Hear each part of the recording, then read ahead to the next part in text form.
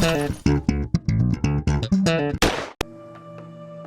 all, this is Richard Webster, aka Big Bad Daddy from the Gaming for the Elderly community and the Overseas Connection podcast. I'm bringing you March Strategy. This is episode 3. I'm going to show you Rise of Nations. Rise of Nations is a fantastic real-time strategy game, and although it's been out for a while, it had a remake not too long ago that sort of built its reputation back up. It got more people playing it. Originally it came out in 2003. An expansion for it called Thrones and Patriots was released a year later. And then this version, which I'm playing now, the extended edition, was released on Steam in June of last year, 2014. Now, Rise of Nations is a standard real-time strategy game with a few extras thrown in. It follows a very similar formula to Age of Empires.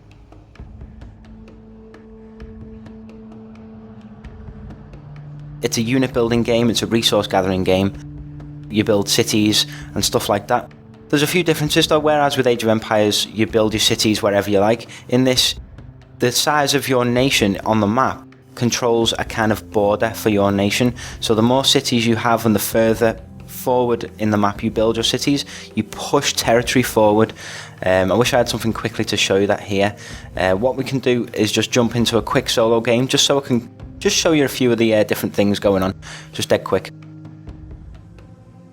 So you have the standard things. You can have like different map types, different game types like survival of the fittest and stuff like that. And you can have lots of players, lots of AI players. In a standard game you start off and you build your city wherever you like. It's very similar to a nomad type game. I'm not sure if this is the standard game type like.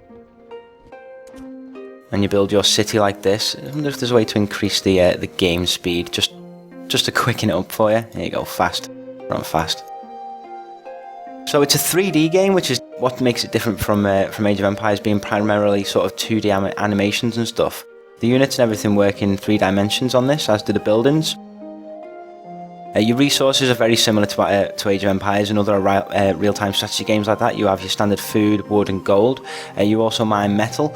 I think it might be tin on this. You get knowledge from universities. You need to build knowledge for researchers. You can increase your knowledge by building more universities and adding scholars to them, I think they're called. You can, as you go through the ages, more things open up. So there's areas of rocks that open up to become oil in the later ages, you know, like modern day times. So the map changes as you progress through the ages, which is what makes it interesting as well. When you start off in the ancient age, you won't be able to build on certain rocks, but later on you'll be able to build on that a kind of an oil rig, and you can build them out at sea as well, which is quite interesting. Now if we just quickly show you around the map here, see this little blue border here around this fog of war area? That shows my territory. Now that'll increase and spread out further the more cities I have, and I think some bonuses increase your territory as well. And as you spread further like inland towards the map, your territory increases there as well. And like I said, it's a standard resource building game. You can build different types of buildings. You can build farms and farm. What I like about this as well is similar to other real-time strategy games. You can use Control and 1 or Control and 2 and name the units. So you can do 1, 2, 1, 2 back and forth, and you sort of select units. So you can control armies like this. It's quite interesting later on in the military campaigns and when you're fighting battles. You can kind of control different areas of your military at once and sort of flanks, and you can use a lot of hotkeys for that. So you can build your farms and stuff. I think you have a farm limit per city. You can build little lumber camps here. What I like about this game as well is you have a limit to how many people can chop wood at that lumber camp. As you can see there, woodcutters camp only have 4 citizens, and you can sort of spread that around like this, go around the woodcutter thing and see where you can get the most. So like there I can get 5 and build that. Thrones and Patriots added things like Senate houses where you can like create a Senate and stuff and decide a government. It's quite similar to Civilization, that when they did their gods and kings, I think, and or whatever. You know, you sort of have a traditional government which decides which sort of bonuses you get and gives you bonuses to different things, military units or researching and things like that. And what I like as well about Rise of Nations is roads get built between your buildings and stuff, and then when you build caravans out of your markets to trade between your cities, which gets you your gold, those caravans lay a road as you walk, so you don't have to worry about building roads, but it makes it look nice. The soundtrack in this game is fantastic as well. I listen to it on YouTube sometimes if I'm modding or just chilling out, so you can just listen to it in the background now. And the maps are beautiful as well. The art style is quite simplistic, but it's very nice. You get your standard stuff. You can create villages, and each nation has its own bonuses. I think I was playing as the Chinese earlier. Their villages are created instantly, which is quite handy. You can also build wonders, of course. Unlike Civilization 5 though, I think anyone can build any wonder. I don't think it disappears once you've built it, if I'm remembering right. And as you can see, space program you can get in the information age. If I just show you the different ages, let's see if I've got enough to build a library. Where is the library? See, like refinery and stuff, oil well, so you can build all of those. Library, there we go. And I'll just show you some of the researches and stuff. I like strategy games that are historical, that span a long time. So Age of Empires 2 spans the kind of Dark Ages up until about the Middle Ages, like Renaissance age almost, where like gunpowder becomes prominent. I think at like 1500s and stuff like that. This game goes from the Ancient Age right up until the modern day. Go through them now. So we're in the Ancient Age. It goes to Classical, Medieval, Gunpowder, Enlightenment, Industrial, Modern, and Information Age. Now you can attack quite early on if you were using a strategy to attack early on, or you can wait until later on until you've researched some stuff. Your researchers increase stuff like they make new technologies and new researches available, increase your population limit, which is the military research. Now these here, the shows like I'm getting plus 20 food every, I think it's 30 seconds, yeah, as it shows down there. They'll flash yellow when you're inefficiently getting wood or food or anything. What that means when it flashes yellow is that it's inefficient. You don't have the sort of civic capability to get the wood and the food or whatever that you're receiving. When it flashes yellow, you need to upgrade your commerce level. Now, apart from your standard random map game type, what makes Rise of Nations so fantastic is its campaign mode, which I'm going to go and show you now. In Rise of Nations, you have what's called Conquer the World campaigns, where you can play out different campaigns. You have Alexander the Great, Napoleon, New World, the Cold War, and the entire world. These campaigns play out in a sort of metagame or meta-map way. They're almost turn-based with real-time as well. Let me explain what that means. If you've ever played, I think it's the Ardennes Company of Heroes 2 DLC, and I think that was a downloadable content for Warhammer Dawn of War 2, I think, where you play out a military strategy over a turn-based map, and then when there's a battle to be fought, you play it in real time, which is also quite similar to the Total War game, Shogun 2, and I think some of the others. So let's do the entire world, and let's just stick it on easiest for now, just to show you. So we'll choose our nation. Each nation has its own different bonuses. I always found it weird that the Americans were a nation on here, because you start out in the Ancient Age, but I suppose as you play the Americans later on in a different campaigns, they sort of have to keep it in there. Let's start out as the Romans. Now we can do the randomized nation positions so that they don't start in their normal places, which I've never really done. I don't like to do that. And randomized bonuses, which I do like to do, because that changes it up. Because I'll explain what the different bonuses are and stuff now. This makes Rise of Nations fantastic. Here we go. So this is a map of the entire world, as you can see. And each nation has its own place where it is. So like British are there, French, the Spanish, Dutch are there, the German, and the Romans here. And it uses things like rare resources, bonus cards, and things like that. Let's have a little look at this map now. This number by the city here shows the strength of that territory. It shows how difficult it will be to take over, or how strong it is if it's defending. And you have these icons here which you can pick up. They're your armies, and you decide where you want to go with those. Now, you take turns like you do in a normal turn-based game, and what you do is you pick your army and you choose where you'd like to take it. So we can take over this territory here, which is unclaimed. All the unclaimed territories have the same map colour. or we can choose to attack a nation and take them over completely.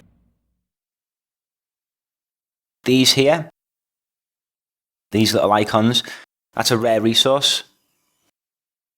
Some nations have them, some don't. So this one has a rare resource, which is sulfur, which gives you plus 15 gold and tin or metal. That applies to all your combat games. Every real-time game you play out, if you hold that territory, that bonus will apply to you. So that's quite handy. And it also tells you here that the cost of siege artillery units is reduced by 20%. So that's an automatic bonus for holding that territory. Tribute, that's how much gold, which is down here, tribute. That's how much tribute you'll get if you conquer that territory. These little cannonballs, they're supply centers. If you conquer a territory with one of those little icons, you'll get an extra army, which you can then place anywhere. It's handy to have an army on as many bases as you possibly can, purely because if it gets attacked, having an army there means that you'll have an already built army ready to defend when you go into the real-time game. But for now, let's go and take over this place here. You can only go to adjacent places. Across oceans, they have these lines here, so let's just take over this one. What I like about this is the bonus card system. So these tiles and these territories here, they have bonus cards which you can play in each game. So you collect a load of cards which you can then play in your real-time game, which gives you certain bonuses. So like this one here says, gain the nation's power for one battle. Each capital has that bonus card. When you conquer that territory, then that capital, you get that card which you can use their ability. So like, for example, the Chinese, their villages are built instantly. So if I play that card as the Romans, my Roman villages will be built instantly for that one game. But you also have different cards as well that you can use up later. Like that one there says, goods at the market are 20% cheaper to buy and then 20% more gold. So we've placed our army there, but you can also take it back as well. Nothing happens until you do start. When you go to a territory like this that's unclaimed, there's a couple of different scenarios that play out. Generally, there's like barbaric tribes or something that you have to take over or something like that. So let's do this. And then if we had any bonus cards or whatever, it would ask us if we wanted to play any then. So we have a war party. Settlers from faraway regions are encroaching on your lands. Lead your war party in an effort to drive them off. Destroy 25 units. Now this is quite an easy one. The way I play these out is set my explorer to auto-explore, which is quite handy. These here, little ruins and stuff, they're just little bonuses that are spread out across the map, which you can explore. When you get them, you get like a little tribute. It's very similar to the civilization ruins. So in this game type war party, we literally just have to take our little army, just go around the map, and just kill 25 enemy units. Mostly civilians and stuff like that.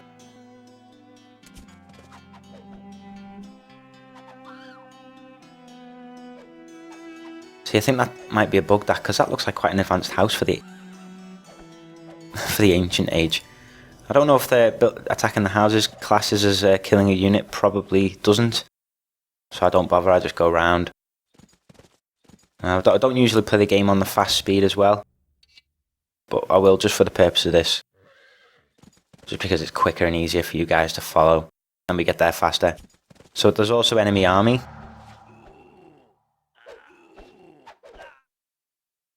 So we attack those, so as you can see we've got 21 more units to destroy.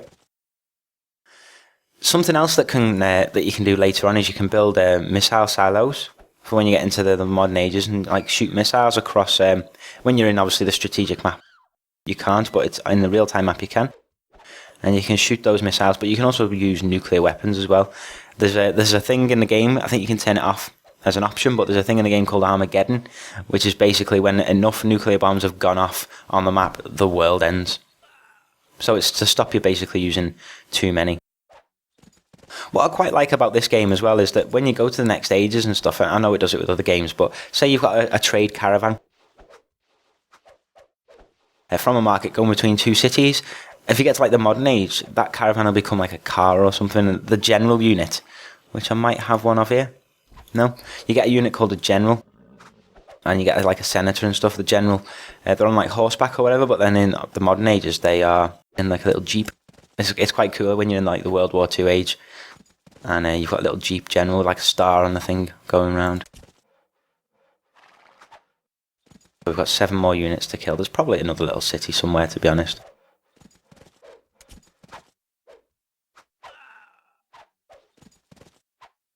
Here we go. So Rising Nations was quite popular when it first came out. It's still got a bit of a following now. It had its own Heaven Games website where people could upload like maps and scenarios and stuff, custom, basically mods, and just get together as a community and things like that. A lot of people that liked Age of Empires back in the day liked this game as well because they're very similar in what they do. Warriors from the local villages have joined your war party. See, this happens as well. Don't know why the frame rate went weird then. So you'll just get like random stuff. Now, in a game where on the tactical map you've set out an army to attack a base that's got an army, or even if it hasn't, but on an adjacent territory to that one, there's one of your armies, what will happen is, in the game like this, after so many minutes, the support army will arrive, just turn up, which is very handy. Come on, 1 guy left. Done. So we have a quick look around the map. You can zoom in and out as well. Let me just show you some of the bits and bobs. See, those rocks there turn into oil rocks, oil wells later, so you can get those. So, game's over. 699 score, whatever. Let's go back to the strategic map. Now, from this territory we've gained rare resource, tribute, and supply center. Excellent. Which means we'll automatically gain another army. Now, because we've only got 2 territories now, that army will just be placed on Italy, as it says there. And also, as time goes on, the world advances in ages as well, automatically.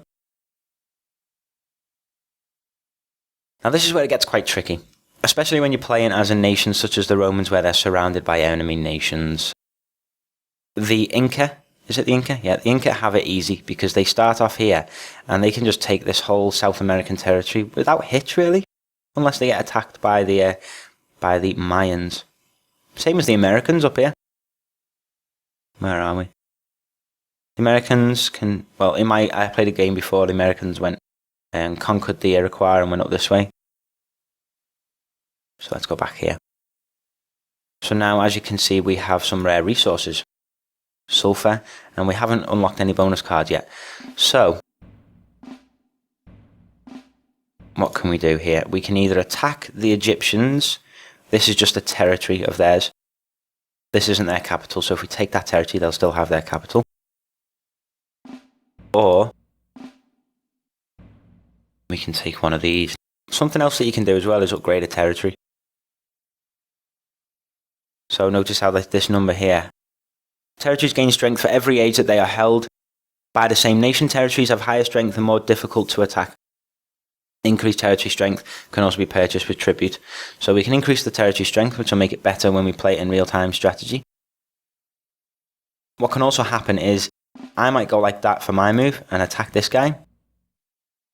But the enemy AI might try to invade one of my territories or take over my capital. So in order to attack a territory, we need to declare war. But as you can see, it's warning me there.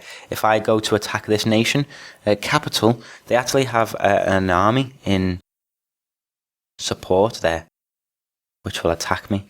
But I think that's going to be the case anywhere, to be honest. Unless we go for the Dutch.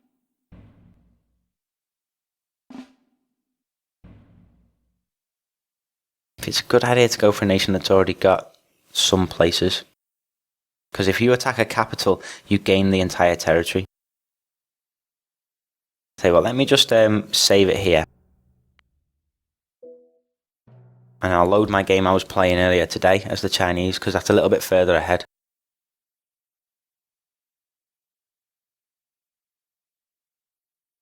So as the Chinese, I hold China, of course. I also went down and took Australia. I hold Northeast China. And I just beat the Koreans, so I now own Korea, basically.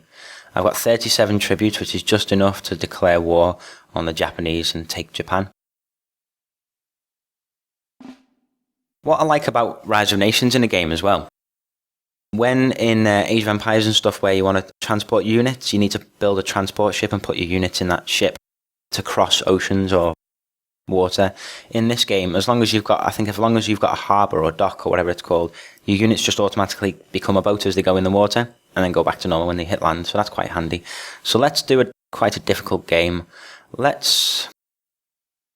us take... See, that will be hard because they are a level 5 territory and they've got an army and support as well, but they have 3 armies here, you see. Fuck it, let's do it. Right, what bonus card should we play? Begin one battle with extra troops, I think we'll use that one. And we'll just go for it.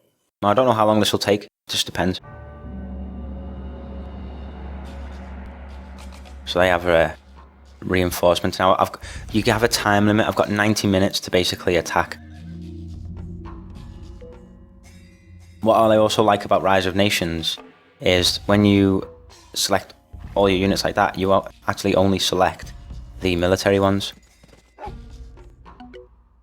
Now, because in the real world they were across an ocean, they will be across an ocean in this. I've already reached my population limit.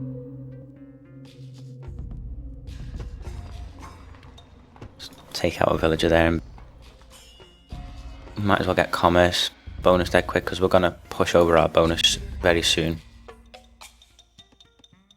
I think I want to get a dock up quite quickly.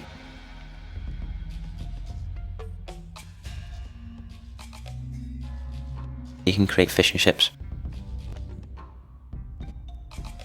I think I'll do the fishing ship thing to get some food early on. In this game as well, you can set a formation up, just the standard formation, and then what you can do, instead of just right-clicking somewhere and they go, if you hold it, and even when you click like that, you hold it, you can see where they're going to be. You can point them in a certain direction. I'll just point them that way. And generally the big circles are like the supply wagons and stuff. Having a supply wagon sort of helps your units. Prevents attrition damage and allows your siege units to fire faster, which is quite handy. So I need some food. As you can see, as I'm Chinese, my villagers build instantly. Right, what should we get? What should we do? Let's do science level. We'll get some fishing boats on the go. One. What I'll do is I'll build 2 and set 1 as a scout. Just to automatically scout around the ocean. I think that'll do. So it's telling me to build more cities now, but I need this civic level upgrade. Is it still on fast? Should we keep it at fast just for this? Yeah, let's do it. It's more difficult to manage your economy and stuff when it's on faster speeds, but it's easier for the video. Now, this might be quite a long video. I don't know. It depends how long this takes. It might not even take that long. You never know. So, what are you thinking of Age of Empires? Age of Empires successor so far, because this came out after Age of Empires 2 but before Age of Empires 3. I think if Age of Empires 3 was more like this, it would have been better. I think Age of Empires 3 just wasn't really feeling it, to be honest. Here we go, there's some fish there. So we'll fish that. You also have these on the map, these resources where we can send merchants to go there. I need a market for that. So let's see about building a second city. Where should we build this?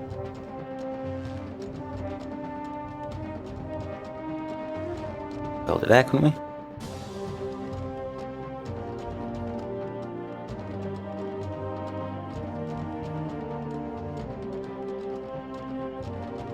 Don't want to build it by them rocks. Build it there. So let's build one of these little merchants as part of the Chinese bonus there, created instantly as well.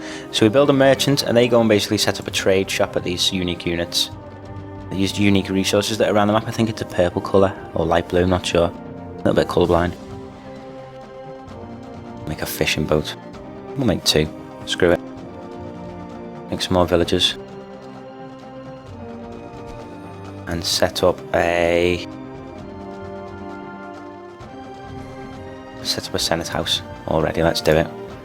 And we'll also do a university so we can start getting some knowledge. So peacocks give us a population bonus, population limit. So our limit's 50, but it gives a bonus of 10%, so we've got 55 now. Right, so we need to just absolutely slam villagers here. Villagers price increases as well. Shows you where you can build it, obviously, when it goes light green like that. No wood for that, so let's use this and get some wood.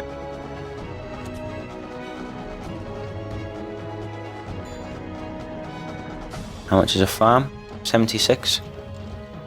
Let's wait for it. Now, there we go. It's got very similar hotkeys to Age of Empires as well, because the full stop button does idle villages, which is very handy. You use wealth to build these little scholars. They sit at university and just like scholarize all day, and they sit there and that gets you knowledge basically. So in order to have a thriving nation, you need knowledge. There's no two ways about it. Now the problem is they start off with an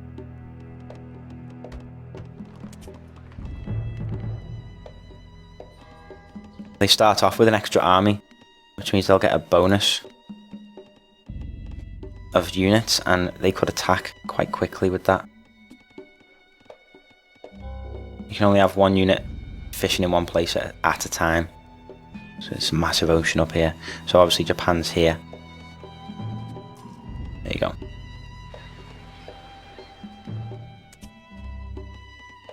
I'm just waiting for me research now, my military one, so I can increase my population limit. We got any idle villages? Nope. Queue some more villagers there. Everyone's mining there that can mine. Right, so let's start building my economy up a bit more. Let's build a market here. I think everyone's at this one now. There's one more. Her shop, and bring this guy over to build some stuff. What shall he build? I know, let's build a temple. Why not?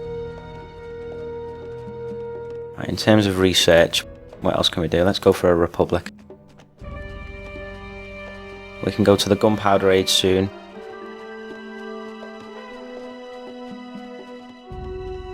So we're already in the medieval age. See, what's quite cool is when you're in the game, say on the world map you're in the classical age. In the game, when you play real time, you can upgrade to the next one, but only the next one in that round, which is very handy. Right, we want to build a granary, because these buildings increase your output of like resource gathering.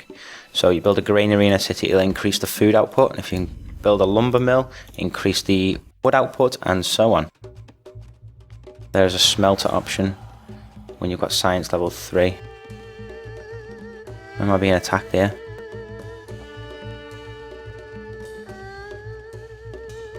Sure, I was being attacked then. Don't know what it was like.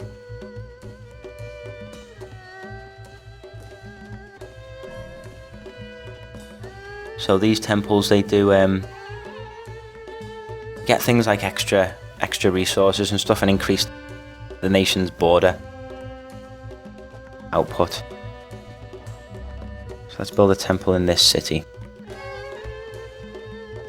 and let's get another merchant on this thing. You can also click a building and right click, and it'll set the garrison point for that, which is handy, obviously. Right, so we've got an idle villager here. Let's build ourselves a fort just in case.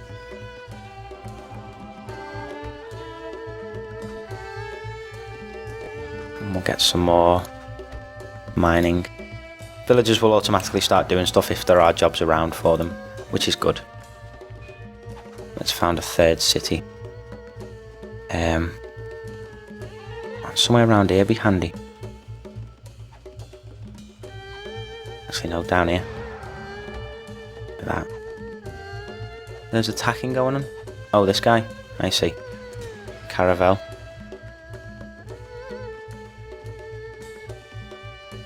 Weak versus light ships. So caravels are weak against heavy ships. So we'll build a heavy firecraft. And this. Because obviously we're in the we're at an age where we need to build dock because we've got to cross water. It's very important to have a navy on a navy map, just as it is in other real-time strategy games. You need a navy. Simple as that. I haven't got a barracks though, so I'll have to make do with this army as of for now. Right, idle villagers. Nope, none. Right. Here we go. As soon as I build a new city, as long as I've got the resources, I set up everything that's needed. So I set up building the temple, the market, the university, and the resource buildings.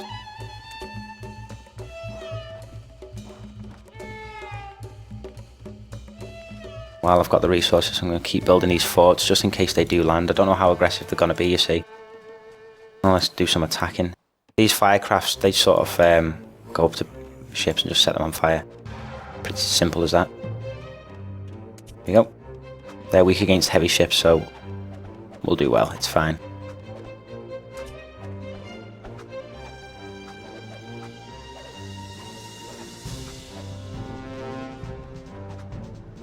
There you go.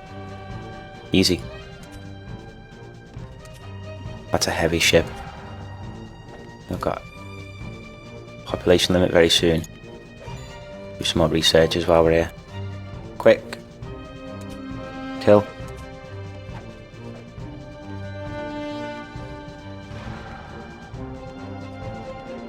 Got quite a navy going on here. It's quite interesting. Where's my villies?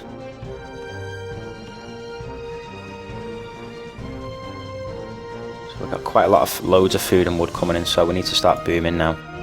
Let's get me researchers. When can we go to the next stage?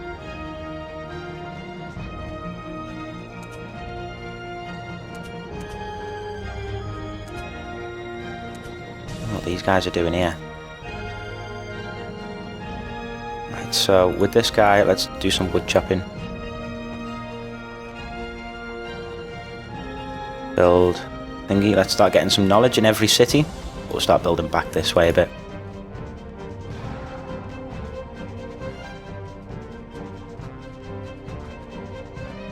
I know they're attacking. It's fine, don't worry about it. We will get there. Shows you a trade network there.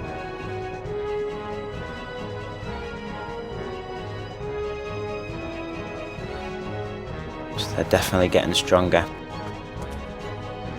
And cheekier.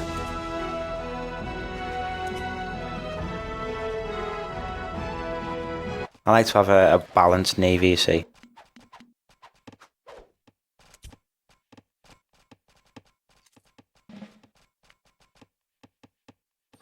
So he's idle, he's done.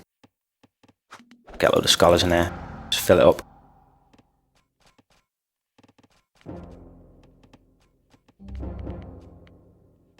Right, let's get this guy and we'll build a nice, whatchamacallit? We'll get a smelter on the go in this little town. Blocked by rocks. We'll get a load of people on that. Because we're low on tin. That's the main thing we're running out of at the moment. We'll get here to build a smelter. Get a mine. There's a mine already on that one. Already a mine on that one, so I can't mine there. So as you can see, because we've got a dock, we can actually send this army into the waters. Like that automatically.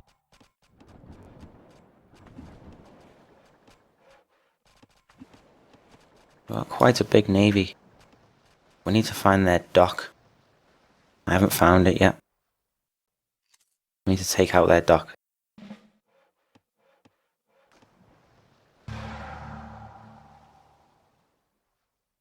Enemy ship up there attacking my bloody fishing boat, the cheeky bastard. So queue up loads of things. You can have the researches from up here as well, which is really handy. You don't have to just go to your library.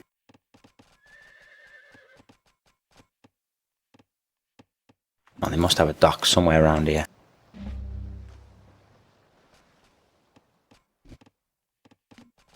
Just do some research. Increase our economy. Get them all on there. That guy. She can go and chop some wood. Build some farms. I think we've got a pretty strong enough economy now. We just need to focus on military.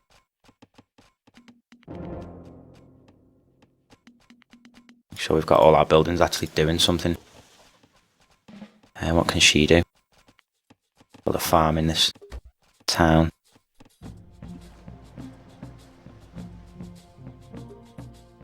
Still haven't seen this guy's dock. I bet you it's around this side, you know.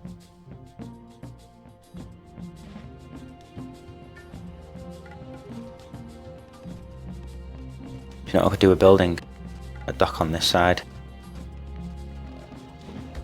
Like that. What else have we got here? Well, let's start building military stuff. Let's get a couple of barracks on the go.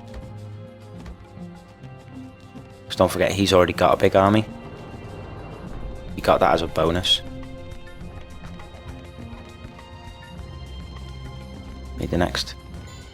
Some researchers. And then we'll go to the gunpowder age shortly. I'll get my senator down there. And I'm quite happy with the economy so far. I mean, booming stuff at the moment. It has been a while since I've played a lot of this game.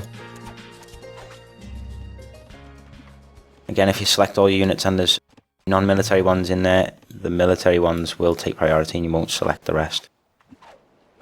There you go. So we need to attack his docks. All of these ships here. To attack these. And we'll continue to build our navy. Population limit, so we'll increase our pop cap shortly. 715 knowledge required. We'll go to the gunpowder age first. Once that's actually researched, our population limit will be very good. Right, what can we do here with these guys? We suppose we could found another city, couldn't we? And the next civic thing, we'll get that. We'll do that and then we'll found another city. A nice new city.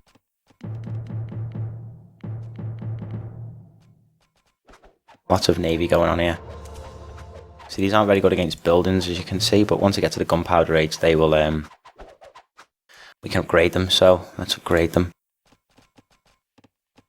Oh, there's tons, let's just take these out. I like the building changes as well. As with normal real-time strategy games, you can queue up quite a lot of buildings as well, which I like. You can queue up quite a lot of units to be built. Don't have to worry too much. Alright, let's get our commerce level. 990, jeez. Idle villager. What are we struggling for? We want a city, don't we? That's what we want. Don't be cheeky. Oh, no, can't. There we go, let's build one over here.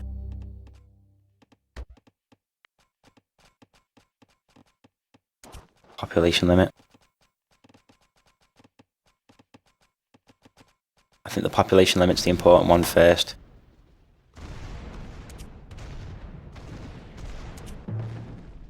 So you can tell it's not on a very high difficulty. I think it's on easy, to be honest, because I just wanted to sort of get back into it because it's been quite a while since I've played this game. No idle villages. Population limit. Let's do this.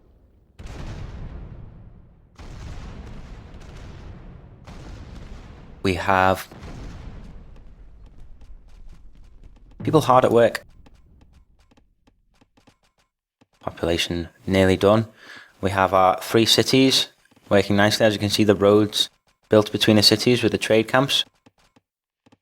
These caravans are on their way.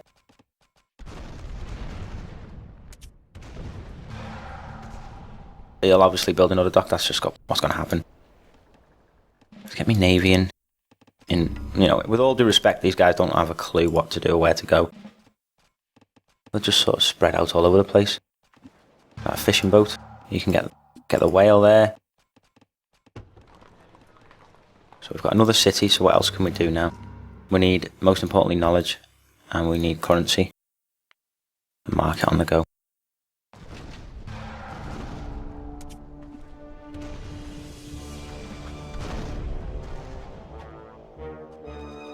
Huge navy.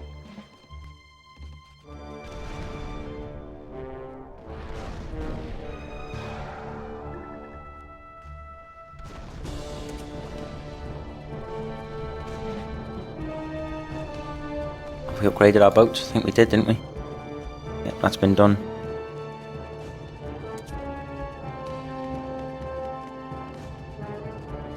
What I don't want to do is waste too much resources on navy and have to delete some units. For the caravan, he can trade to capital. Tells you how many thingies you've got on your different things as well, which is good. So you can see I've got space for 7 more scholars, so I'll put them in this one.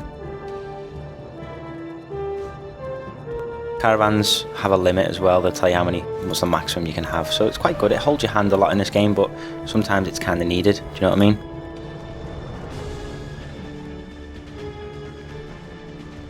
Yeah. Massive navy. Attack this.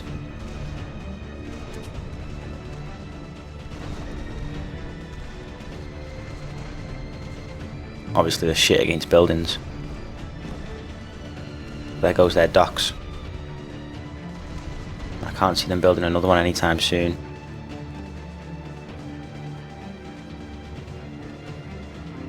So I'm going to face that way. Let's attack his economy. While the navy's there, we'll just build a load of shit. Population limit again. 1560 knowledge needed, but we're nearly there. We're booming stuff. Look at our economy.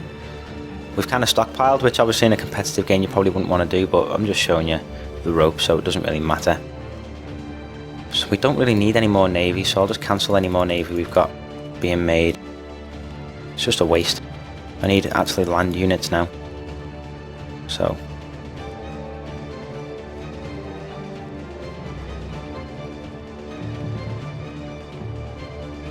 just build a load of armies. Queue up a load of stuff.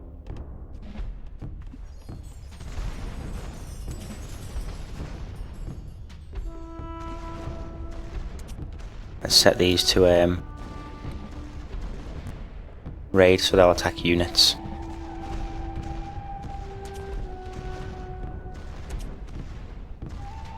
Might be just out of reach, that guy.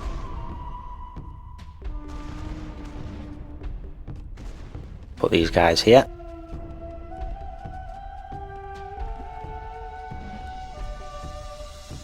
Got lots of army coming. Grab one of these here. And let's build stable. Oh, must build within territory. Obviously, don't know what I was trying to do there. Build 2 stables. If you hold shift, you can build more than one. I think we've got this, you know. If I just send my army now, I'm sure I'll have him easily. Let's just do it with what I've got now. Not going anywhere, is he? Send him there. These guys. Send them there. It's like D-Day all over again. This is quite a cool thing as well. You can actually act out D-Day. I know that sounds really thingy to say cool, but you know, it is what it is.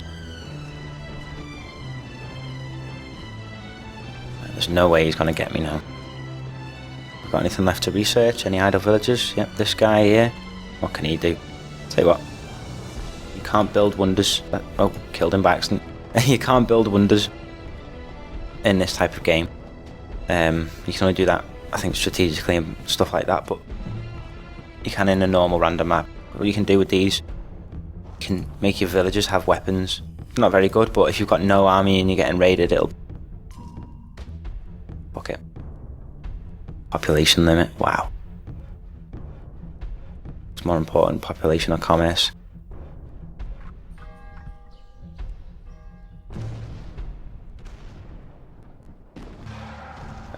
We're just absolutely invading everywhere. Go.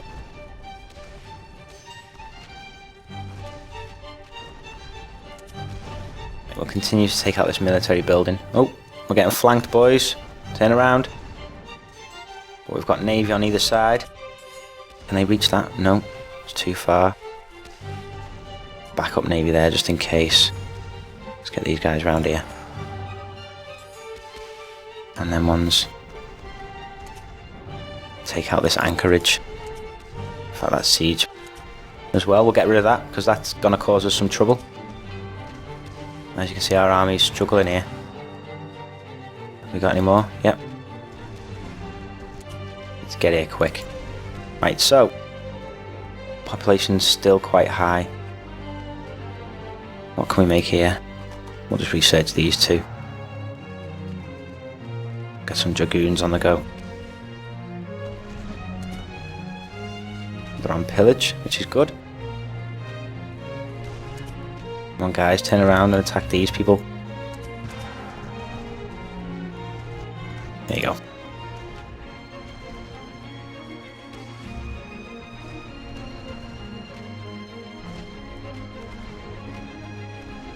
Pikemen are super effective against horses, so don't know what he's even trying to think about doing there. Clearly he's not thinking. Oh, this navy is just ridiculous. They've built another dock down here which might cause me headaches, but we'll see. Come on guys, you're doing well. Just keep it up. Now with Rise of Nations you don't actually destroy a city, you just sort of annex it. So when it's got 0 health, it's then ready for assimilation and you just need to sort of control the area for a specific amount of time. Send those units there like that. Loads of these.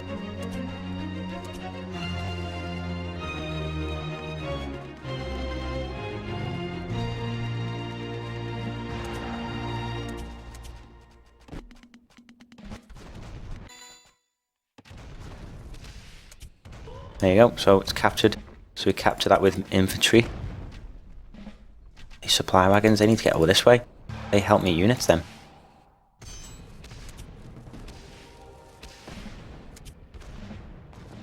See, they've kind of captured it back.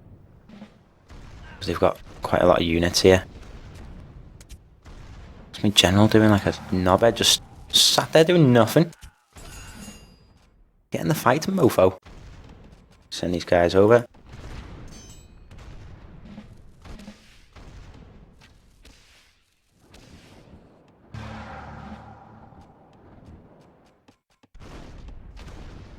See, we're kind of struggling here, look. Armies are practically gone. It's fine though, it's fine. Got defense here. Right, so I need to start booming. So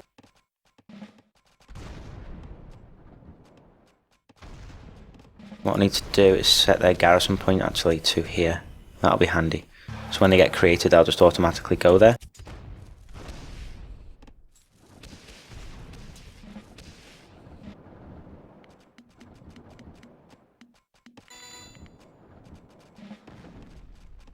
Run out of food, so we'll make stuff with wood and gold.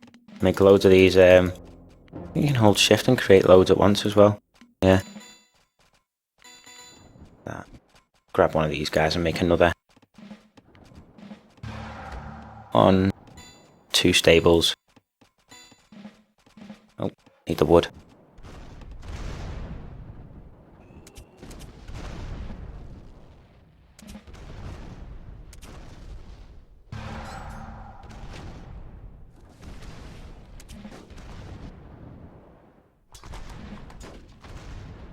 So they're going there. This video is going on for quite a while, isn't it? Maybe like an hour.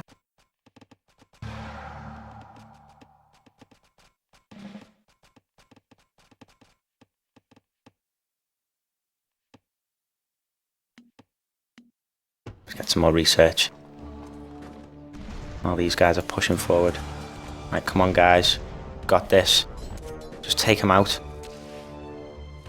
Simple.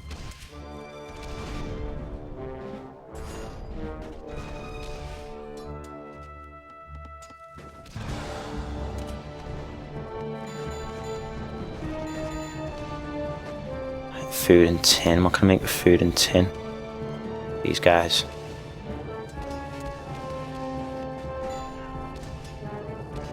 Wood and tin.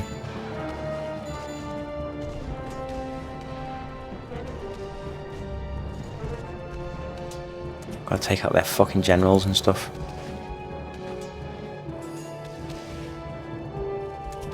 Right, we wanna go defensive. We want to hold this city.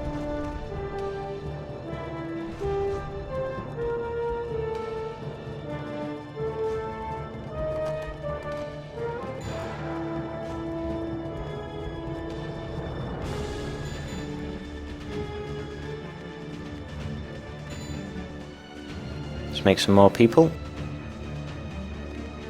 Yeah, I could do with a couple of generals actually.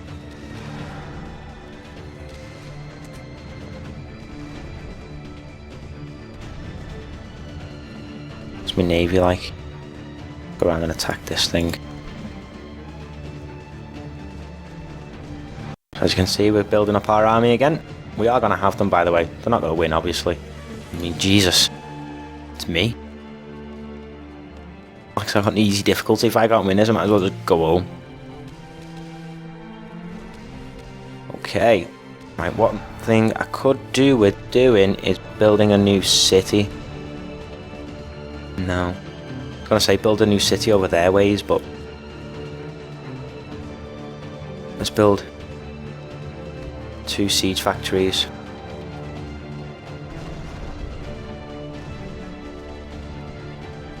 Don't go running off.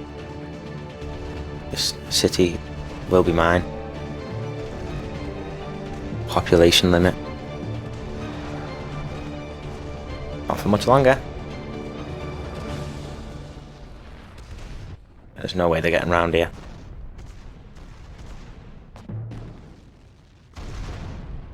A lot of these dragoons. Where can we go? I want to attack economy. Let's do some raiding. Call them first cavalry. Attack that guy. Want to raid, micromanage some raiding, attack villages and stuff, and then we'll send in the rest of the guys as support. Right, first cavalry, come on, move down here. I know they're getting killed, but that's fine. Right, so barracks, let's make me new thingy there, and my stables, I'll make them here.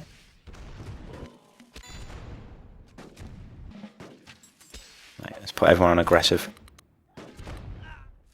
Yo. There isn't a lot of space. I've got a lot of these things, so that's why I've built these siege workshops. So I can get some actual cannon things going on.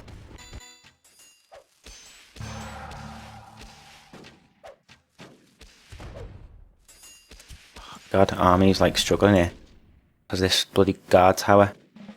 So let's come back. We've done some damage. That'll do for now. Food and gold. Or food and tin. See, I'm holding shift, so it's making quite a lot of units with that. Wood and gold. We've got food. Idle villager.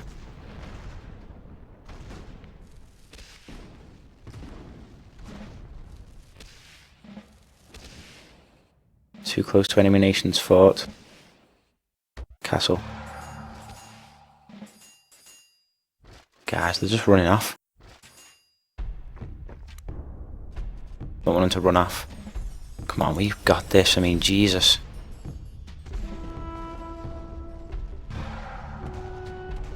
See, what's quite good about this game is the enemy does put up a fight, do you know what I mean?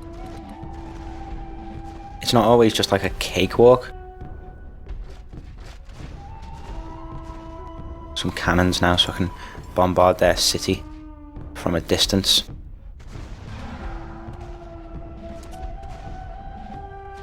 And this is going to be a difficult game because I'm attacking their actual home nation. Their capital city. You know? I'll make a load of knights now. There we go. Finish it off with knights.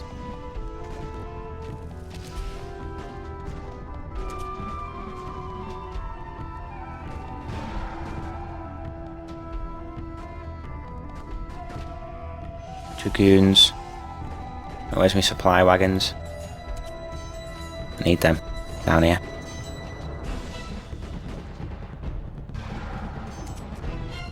How am I doing for siege? Some more of them.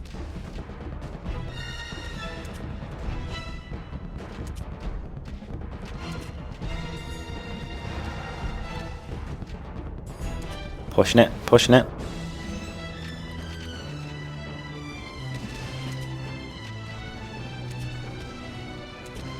This guard tower because that's shooting me, that is. Both of these bombard cannons can attack that. Let's create a couple of generals. They won't do any harm, will they? I thought I sent my barracks waypoint to there already. Obviously not. Right, come on. Full on war now, guys. We're fighting to take these back. Guard tower's gone. Let's get rid of these barracks because they're obviously making military units out of them. They need to go. Idle villager. What else can we build? No more tin for a fort, nearly. There, why not? It'll increase our influence.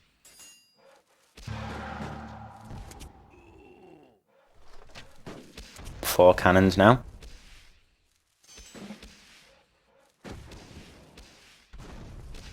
Yep.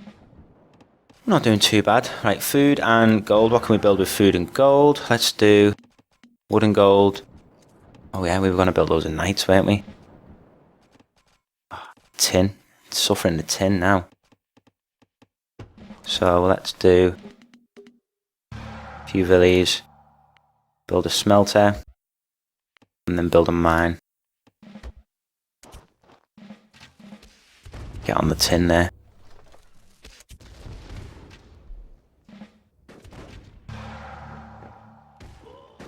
Struggling here. Have I got all the researches that I can get? Have I researched everything? Let's do more research stuff here.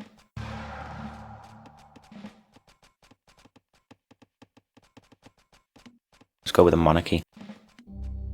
I don't think that passes over to the tactical map either, so don't be worrying about thinking, oh, I don't want to choose what type of thingy I want yet. It's just for this playing out this specific game. That's all. Just to keep attacking, keep bombarding that bloody barracks there.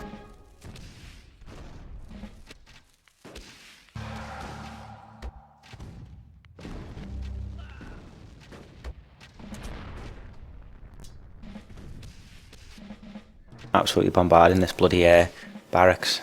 Gone. Attack that one there. Right, come on guys. Let's hold this place. Right. Now. Oh shit. Didn't even realise.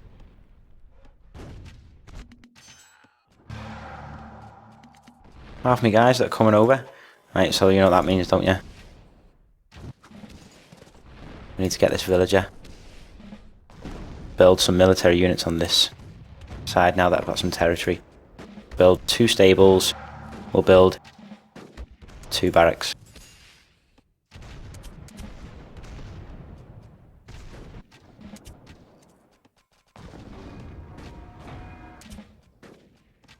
Come on, you're fucked. He's done.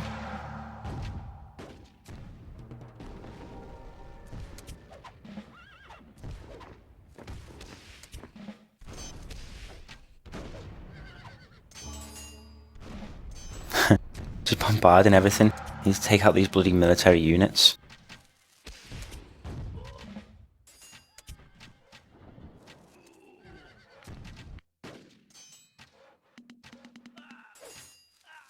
Just keep making these.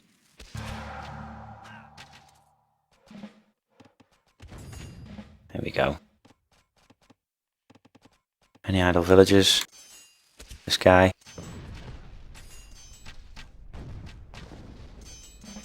The cannons are doing alright. They've not been killed too much yet. Now what we want to do mostly is attack their stuff. Let's get my army back. And attack their buildings from far away. This is turning out to be a very long video, I'm very sorry, but it can be tricky when you're taking out an entire enemy capital, but like I said towards the beginning of the video, you know, I've not played this game for so long now, I just dabbled with it again today.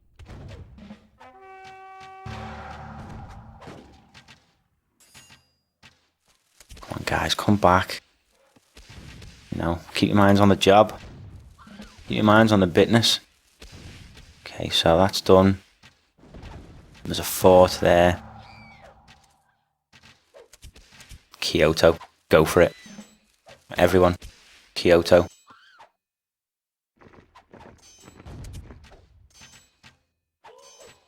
Food and wood. Food and gold.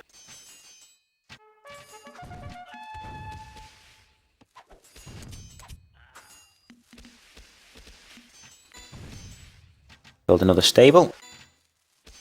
Nope, short on wood. Need 160.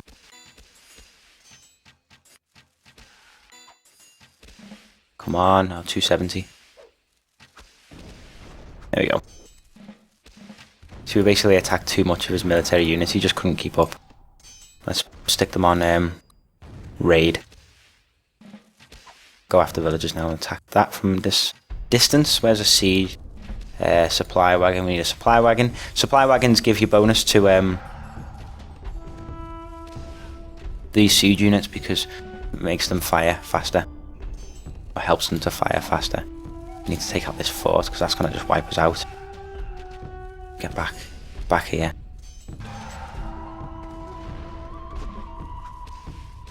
Siege.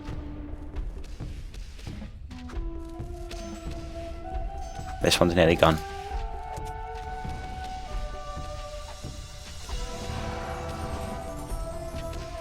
I'll call it the 6th Artillery, and we'll go after this fort now with 6th Artillery.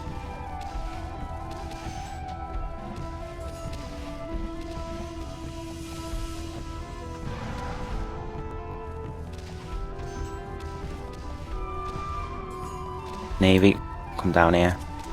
Attack these bad boys.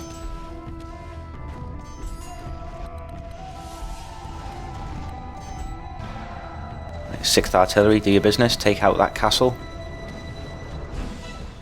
And the rest of y'alls, attack this. We're doing it. We're doing it, people. We've got him. Right, everyone, attack this whole capital. Let's just fucking take him out. Let's go.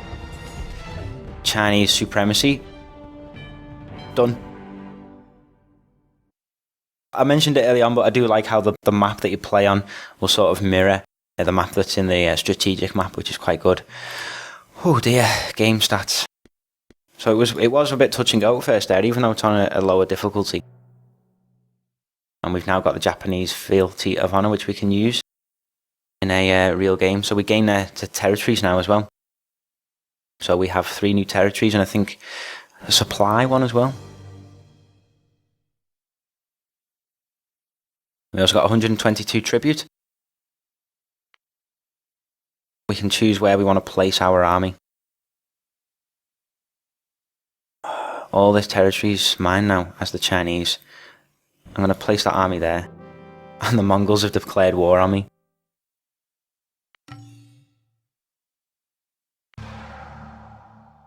So the Mongols are attacking this here.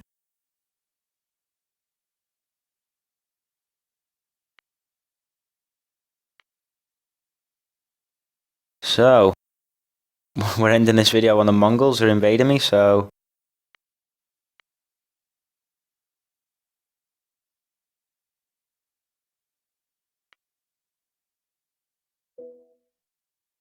Save game. So we'll save it there. So this is Rise of Nations, as you can see. For its time, there was a lot of fun to be had. Graphically, it's a nice looking game. There's a lot of depth to it. It's really interesting. It's just a fantastic little game. I recommend going out and buying this extended edition on Steam. Go out and get it now. So this is episode 3 for March Strategy. Thank you very much for watching, everybody. You can check out more of our videos on our YouTube channel. Visit our website, g4te.com. Have a look at our website to see our podcast, to listen to our podcast. We have a weekly podcast. Get involved and leave a message below. Let us know what you think of the strategy game genre, this video, this game, whatever. I'll speak to you all soon. Take care.